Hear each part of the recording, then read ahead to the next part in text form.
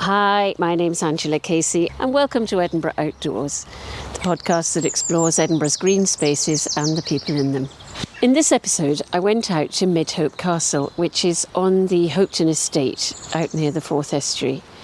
And if you're an Outlander fan, you will know Midhope Castle better as Lallybroch, the home of Jamie Fraser from the series. So I went along to meet the team to learn a few behind-the-scenes secrets and to find out how much they have had to work to upgrade the site so they can welcome all the people who come to visit. So come with me as I head off to Lallybroch.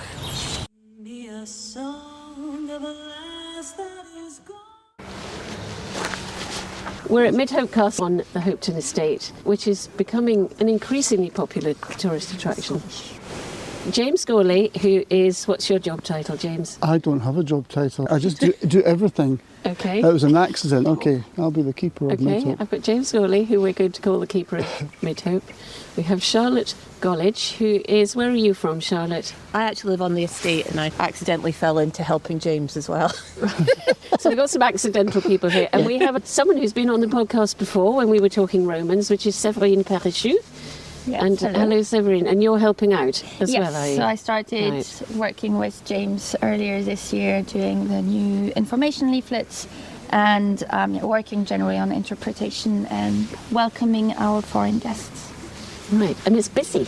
There's a lot of people here. So do you want to tell me about the history of it? Yeah, so basically, I mean, this is it's quite an important castle for here, and it's been around for a long time. So when the Hope family came to this part of the countryside, they started, it was 1678 when they came here, and they leased the lands here from the Earls of Lallybroch. And the whole point was John Hope, who was the founding father of the current family, he was a lawyer for the king at the time. They wanted to come here and have a grand estate near Edinburgh, and so they leased the house here to come and stay here with the intentions of building a great mansion, which they obviously did at Hopetoun House. So 1678 they came here and they built an extension onto the existing house by about 1690, and then by about 1705, 1707 they'd left Midhope Castle and gone to live at Hopetoun House. And after they'd left, for 300 years, it was used for workers on the estate. So it was the farm workers, the forestry workers, the carters and the labourers at the big house and their families and the pensioners all stayed here. And that went all the way through. It's a pretty grand place to stay. It really is. Isn't it? But that went on right up from 1962. And there was sadly a wee fire, and the pensioner families that were in the castle had to leave at that point, and it became ruinous. In the 1980s, quite a lot of work was done to stabilise the building, put a new roof on it, so it isn't ruinous anymore, it's just derelict. But it's a really lovely building, and it was part of a farmyard, so it was still the working part of the estate all that time. Outlander, the TV programme, came along in 2012, and everything changed. So was there a point when Outlander came out when you suddenly got visitors and you didn't realise it was going to be a visitor attraction? Yeah, so this was a farmyard, and for 300 years was where you keep the bins. So Hopetoun House needed an area to all the work that goes to run the big house, and this was it for 300 years. So a service area. Yeah, a service area. The bins were here. And then what happened is people started to come. So imagine your house and you have your garage and your bins at the side of your house, and suddenly someone knocks on your door and says, "Your garage is really famous. Could I come and have a look at it, please?" And you go, "Oh yeah, that's fine." So the first couple of people, it's nice. Then that 2 people become 8 people, become 10 people, become 100 people, become 10,000 people. And suddenly you don't have a bin, you don't have a garage, you don't have a path to your garage. So it's a really difficult thing to manage. And the estate, I think, so far has done really well. We've worked really hard to make it a safe place for people to visit. Yeah. And now we can welcome people. So we're in the second stage of being able to welcome people properly and give them the information that they need when they're here. Yeah. So we've gone from, as you said, a service area and a farmyard to suddenly be a visitor attraction. You're obviously doing something right, because there's so many people coming while I'm here and it still feels really nice and atmospheric. It's good. That's the whole point. It's the home for Outlander. It's the home for people who want to come and see it. It suddenly became this internet sensation about where is Lallybroch. Yes. So rather than being this anonymous thing, it suddenly became this thing of its own.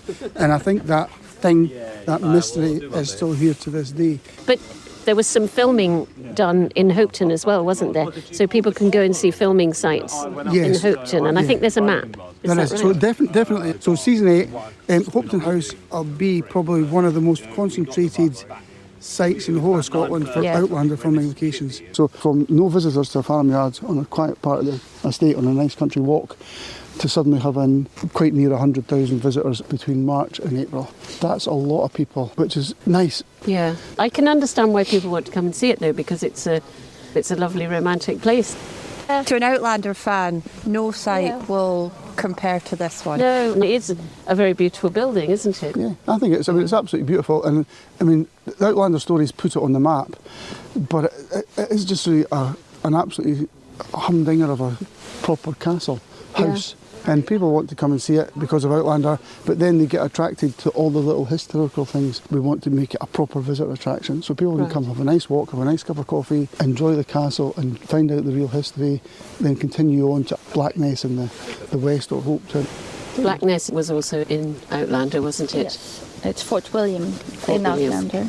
But yeah, here you have all this. I mean, the history goes even back to the Iron Age, as there is an Iron Age fort on the other side. So you have so much history, and I think people come for Outlander, but they're always quite surprised, but also fascinated by this huge history you have in this small place. But you had, there's normal people who are living here, so it is quite interesting too. And now suddenly people are coming to see it. So. Right. And the thing is, you can look at the old census records and see people didn't necessarily stay in one of the properties on the estate. They moved around. Right. Like the house I live in, I've been looking into the people that lived there, and it was one family lived there for 40 years, and they just married in between households, and then, you know, the father would die off, the son-in-law would move in. So it was a real community here. Yeah. Like when you see Abercorn churchyard, I mean, people are quite surprised of how big a burial ground it actually is when they look around the estate, but don't realise that Abercorn was one of the main parishes around here. It is quite fantastic that this was the actual heartbeat of this community. I think also just people in Edinburgh probably don't even know that this is here. I think the Hopetoun Estate, because it was private, I mean, it only opened in 1973. Yes. To the public, so people bypassed it, and it has been for hundreds of years this secret little place, and nobody's been aware of it, and I think that's the thing that we're trying to change now. Tell me what we're looking at in terms of Scottish architecture, this castle. I mean, it looks like a tower house, but then you're saying there was an additional bit on the side, is that right? Yeah, there's bits on the side. So to the west side we have the original tower house, so they took away the castellations at the top and made it just like a house. They wanted to build a nice home, and that's how it ended up that particular shape. On the east side you'll see two little windows in the attic, but again it was one of the first houses of its time to have the servants staying in the attic, so it was built like a ship but turned upside down, so you had 2 floors in the attic and the servants stayed in hammocks in the attic. So if you were a 3'4" servant you could stand up, but if you were taller than that you had to just go to bed. But they created an ornamental garden in the front here, so they could look out the house and walk straight across the courtyard and into their ornamental garden. And I think it must have been a miniature version of what eventually came at the back of Hopetoun House. They moved out to Hopetoun House, made a bigger house, and this has just remained there. And quite a lot of the family stayed here, and they had cottages all around. They're quite nice. We're in the Really process of nice. making them into holiday lets, so if anybody wants to come Right. and stay hopefully from next year, they'll be able to come and stay. If you were a big Outlander fan, it would be a wonderful place to come and stay, wouldn't it? Amazing, isn't it? It's Because going to be in fantastic. the evening, when everyone else has gone home, you could just You've got the castle to have it to yourself. yourself. Yeah. And we're going to get some Highland cows next year as well. Are you? Fascinating, isn't It's it? beautiful. Yeah. I don't think I'd quite clocked how old this is. I've just noticed, actually, what's the sign on to the right of the archway? That's a marriage lintel, so it celebrates the marriage of Alexander Drummond and Marjorie Bruce. So they got married in 1582. And that one you can actually spot in Outlander on some you? scenes. So usually when they film and there is a plaque or something that cannot be taken down, they will disguise it. So they will put foam and then paint it so it looks like stone. When you know where they are, those green historic environments plaques, when you know where they are, you can spot them because they're a bit too square compared to the others. But this one they haven't covered. And so on some shots, when you see this archway, you will see it. Ah. So that's quite a nice little thing. They will add the crest of the Fraser family up here, Yeah. but that one is there. It is quite something. I mean, to be honest, it's like it has its own personality. What do you think? Yeah. Because depending on when you come, because it can be very peaceful and lovely, but it can also be a little bit foreboding. And, you know, Yeah. if you're here when it's getting quite stormy, you know, I just see it as having its own wee personality. I think it does. I think it's pretty amazing when it's in the dusk as well, isn't it? I mean, the great thing about this castle, you can show someone who's an Outlander fan the most minimal line drawing of it, and they can identify it immediately. Oh, really? Yeah. Oh yeah. I guess it's quite a distinctive shape, isn't it? I mean, literally, as long as you've got that archway in, you could just have one line at the side, a bit of the roof, a bit at the side, and They know immediately. And you were saying, Severine, that you think that because the Romans were around here, as we know, and the Vikings, that actually this whole area goes back even further in terms of Yes. activity. So you have a Roman fort just over Blackness Castle, and then if you continue to Broness, you have the start of the Antonine Wall and Carridon Fort. If you go to the other side, you have a fort at Crummond, which is not too far away. And so there are on very old maps some ideas that the Roman roads were around here. There might be one just here leading to Blackness Fort. Yeah. So the Romans were definitely around here, coming and going. And Vikings at Abercorn Church, is that right, Charlotte? yes, we've got 2 hogback stones there, which are traditionally Viking or at least Danish warriors' burial markers. It's a place for you to leave the real world behind. Yeah. You're stepping into whatever your fantasy is or whatever your escape from the real world is. So that's why people do come, because this is their fantasy.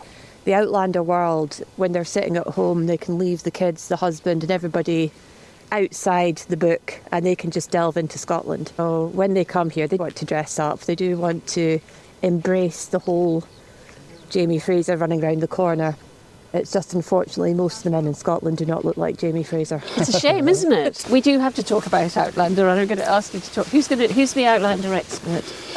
Oh, All of us. yeah, Severine. She's the Outlander star. So what are these QR codes I'm spotting as we go around? So we have about 20 different filming locations where the really important scenes of the show took place, and it's an iconic building. It is Jamie's home.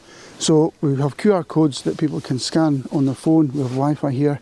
It then takes them to a page on our website, and we can play videos and pictures and describe the scenes that were filmed, exactly where they're standing.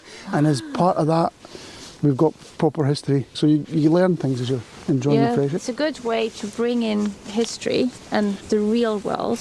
So most of the Outlander fans we see, I mean, I would say 99% are actually interested in the real history and find it fascinating to make the link between what they see on screen and what they've read in the book, and then what was happening for real. So, and sometimes it just, a lot of people would never have come to Blackness Castle. No. But it's a military fortress, and then suddenly the visitors came. Even locals who didn't realize it was on their doorstep. So I've seen recently, because Blood of My Blood's come out, a lot of the younger Outlander fans, they really enjoy the Outlander story, but they're really embracing Blood of My Blood. Because without being funny, Sam Hewn is about the same age as some of their dads now. So these younger fans are really embracing Blood of My Blood, where your old school Outlander fans are like, oh, it's not as good. So Midhope Castle, how many series does it feature in, do you think? Features season 1, 2, 3, 7. 4. I just watched it when Brianna comes back, and 7. 5 out of the 7 that are out, and there will be an 8th season. Right. So it's not just something that appears briefly, it does come through the thing. But they don't film inside. Is that right, or do they? They use the entrance hall, the door. And because the house is quite dangerous inside, they do film on the steps, and there's a room directly behind the door that was used as the entrance hall into Lallybroch. Right. So that they do film inside, but only in the entrance hall. But the main stage, so the main set for the inside is at the stage at the studio. But that's the romance of it, isn't it? That's how film making works. But it is one of the sites that they can come and recognize. This is one of the locations that is very recognizable and has this, for the main character, it's home, even if he's not there that much, but it's this feeling of home. Can we go inside? Of course. Do you think Of that course. be allowed? Yeah. I know. I know we're Edinburgh outdoors, but let's go inside and have a look. I'm just really interested. Wow, look at this. What an amazing building. So do visitors come in here sometimes? Do you let people in? On guided tours. I'm going into Jamie's house. Oh, look at that. So it is really derelict, isn't it? And held together with, wow. So we're lucky, and the family in 1988 decided that they wanted to try and restore the castle. They put the steel beams and the extra brickwork to hold the old building together. The wooden panels above our head are simply there for the filming. And so when they had the actors in here, they didn't want anything to fall on their head. There is hope that we're going to manage to restore the building inside, which can be used for all sorts of events and things. We're seeing the sort of 1690s end result. So you've got a nice fireplace and you've got proper plaster on the walls and things. So it would have been a really cosy place to stay in its day. And this would have been the main meeting room in the house. So you'd come in and people are meeting everybody in here. One floor up would be the fancy meeting, and then we've got 2 floors of bedrooms and accommodation for the family, and then we're right into the attic where the servants would have stayed. Swinging on their hammocks. It's amazingly grand for its time. It's extraordinary. It's ruined-ish now, but it would have been gorgeous at the time. It would have been the height of opulence. And of course it goes much further. You can go and see backstage. Yeah, backstage. Just be careful. So this is the middle part of the house. And this is the extension that was built for Alexander Drummond. Yes. When he married Marjorie Bruce. It took 5 years to complete. The wooden ceiling that was in here, I mean, it's a bit like Kinneil House at Bowness, the painted walls and things. Sadly, all these things are lost. But fortunately, in 1934, the factor on the estate at the time was aware that the families were destroying the house by staying in here. And the painted ceiling looked really nice, and it was quite important because of the connection to William Bruce. So it was taken down, a part of it was taken down and sent to Holyrood Palace. Right. Where William Bruce obviously redesigned that for the Stuart Kings. And there is still to this day an education room on the Abbey Strand called the Midhope Room, and it has the ceiling from here. Do you know what I like is that all these TV programmes you watch about renovations and extensions and all that kind of thing, and they were doing it then, and I love that you could see the turrets on the inside. It's a real privilege to see inside somewhere like this, when people listening to the podcast should realise that they can't come into this bit, but they can come in here if there's a tour or something. Yeah. Yes. They do, yeah. We're hoping next year, we're trying to make a route that's safe for people to come, just as general visitors to come into this particular entrance hall, but we just got to make sure it's safe and comfortable for people. The thing is, we're on this flagstone floor, and it's, the late 1400s, early 1500s. We're still walking on it to this day. It's an incredible thing, and you can see the track coming in the door, but it's been worn down over the centuries of people going on their particular route. I really got into watching Outlander. I really, really enjoyed it, and it was so great to actually see places that you knew. I mean, to Americans, they come here, and one of the best things is when you see people seeing these sites for the first time is the emotion that they have. It's just so nice as a guide when you get people to do that. But it has also created friendships and people who met through Outlander groups in every country. And I'm meeting up some people who had never travelled, never set a foot outside, especially the US. And because of Outlander, reading the books and then seeing the series, got a passport and dared coming here. Wow. So you see some really good stories about it, and it has changed lives. So have you been here when they've been filming? Any of you? Well, James, you have, obviously. Yeah, just looking after them, really. So the filming, it's quite intensive when they're here, and they bring literally a whole world with them. And they've been here pretty much long term, so you have 3 or 4 months sometimes. We'll be back at the beginning, and the last time it was over 3 weeks, so it takes a lot of work to produce it, and they bring a lot of nice people with them. And it's been a joy to see something being made, and then how they change things, that it looks exactly the same. It's phenomenal. It must be fascinating, seeing behind the scenes. And I say, the amount of people they bring is amazing. Yeah. And we're lucky to have Sabrine with us here, and she's been in the show. You've been in the show? Yes, I've been in season 6 of Outlander on the set of Wilmington. Yeah. So that doesn't exist in real life anymore. It was on a big lot. And I'm in season 1 of Blood of My Blood in episode 5, and I will be in season 2, but I can't talk about that yet. So far, season 1 of Blood of My Blood, I was at the Belton Festival. And who did you play? Townswoman. So you are just part of the town folks walking around and just obeying orders of going from left to right or reacting. So one scene I did, they were attacking a print shop. And so you have the women who are in the background and looking very scared but still interested in what is happening. So you just have to react to that. But yes, you go through the fitting, so you spend a few hours at the studio, a few weeks before, getting your costumes, getting your hair, and then on the day you come in a couple of hours earlier. But it's fascinating to see how long it can take to film a scene. So for this attack on the print shop, it took us 5 hours. For the Belton Festival in Blood of My Blood, it took a day and a half. If it's outside, it can be very, very cold. Is it just really exciting? It's fun. So Charlotte, when you're watching it, you're spotting her in the background. Definitely. Starring. And have you watched the series, James? Yes. It's actually really good, Yeah. even for men. It is pure escapism, isn't it? I do think, having seen this, there is, as you say, things that people can come and enjoy who aren't necessarily even Outlander fans. It's just a fascinating building. Yeah. I know they can't all go into the bit we went in, but just even looking at the outside and seeing how it's changed over the time. I mean, certainly that's what we want to do. That's why we're getting the cows and the sheep and you're bringing it so kids will be involved. We want kids to come and enjoy it and get that. And at the moment, there's a tiny little ticket office and a coffee cart. And have you got plans for the future? We have. So we're going to build a bigger shop and hopefully provide a bigger coffee cart. So there will be nice things to come and see and do and buy. Again, it's all to do with planning permission, and we don't want to ruin the fact that it's a castle and it's in a historic place. So to try and build something that's suitable has been quite a challenge. We think we've got it solved next year, so we'll have a nicer shop, nicer coffee offering. So it's a nice place to come and visit. Oh, yeah, look. Good morning. Hi. I'm good, thank you. Yeah. I'm looking at your little shop here. Well, got a whole lot of nice pretty things.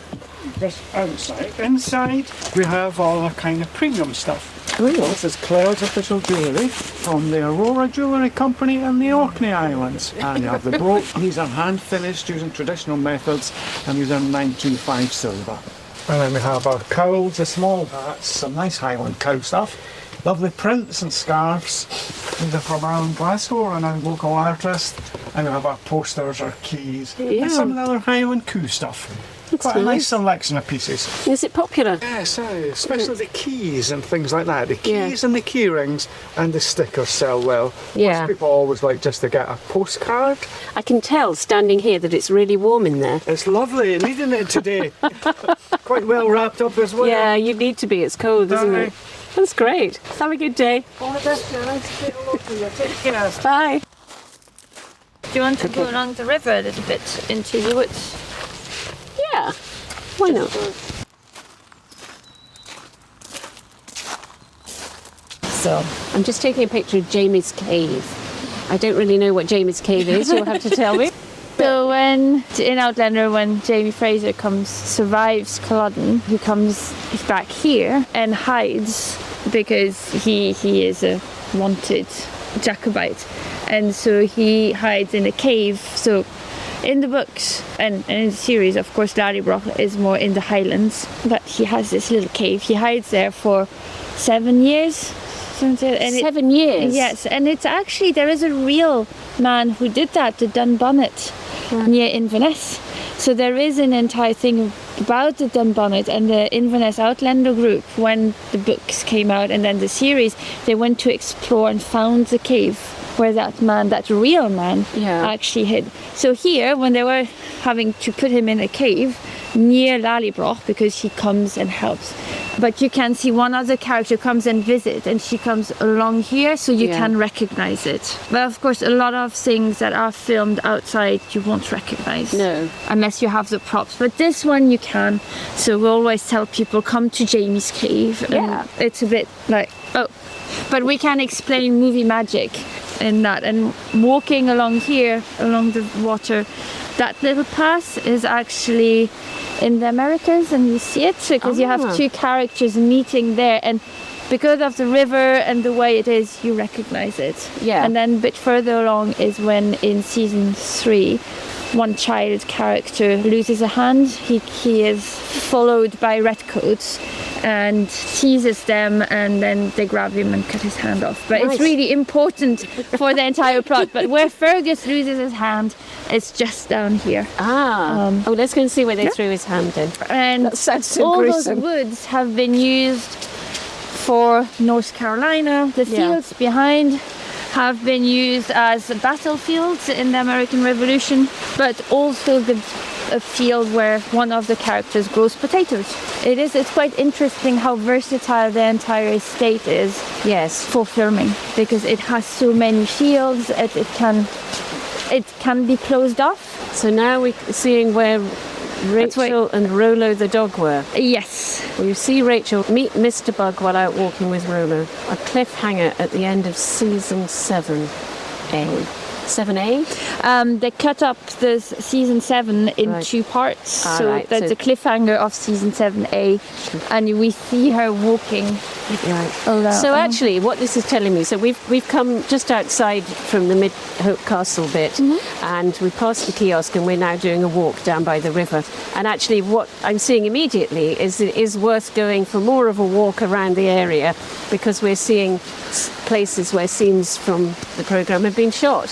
So that's really interesting. Yes. I don't know the scenes because I'm not an Outlander fan, but those 3 scenes will be recognisable. They're much more, and at the kiosk we have the pictures. Yeah. But wood scenes and things you probably won't recognise, but those are the woods of North Carolina.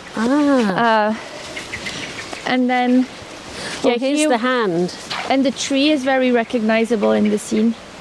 And the crossing of those passes, so you have that. And Now, Jamie comes to his rescue. yes, Jamie is then up there and runs down. It's really nice. It is really nice. Can I have a tea, please? What's your coffee cup? It's coffee and stuff. Coffee and stuff. And so you're here all the time, are you? We are till the 1st of December, and then we go away and we don't come back until the 1st of February. March. It must be worth being here, is it? Yeah, it's good. In the summer, it's mad. Are you an Outlander fan? Never seen Outlander. Sorry.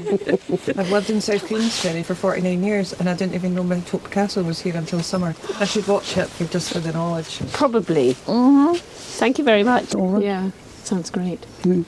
So I do these questions at the end where I ask people all about how much they love the outdoors and things like that. Charlotte, do you spend much time outdoors? I spend a lot of time outdoors. I do specialise in graveyards and burial practices in Scotland, so I spend a lot of time with the dead.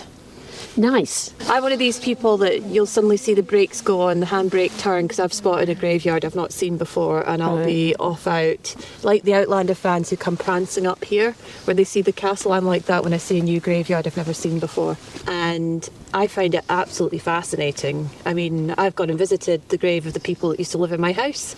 I think it really makes you realise that you are just this teeny, weeny, tiny drop in the story of Scotland, which on your own, you're nothing, but together, you make up such fantastic stories. And the good thing is about the graveyards is those people's stories are, they keep getting told over and over and over. Well, brilliant. Thank you for your time, because this has been a fascinating visit. I've really enjoyed it, and this beautiful sunshine on the castle, it looks fantastic. So thank you, all 3 of you. And I hope the popularity keeps going. And we hope to see you back. And I'll put all the details of where people can find things online.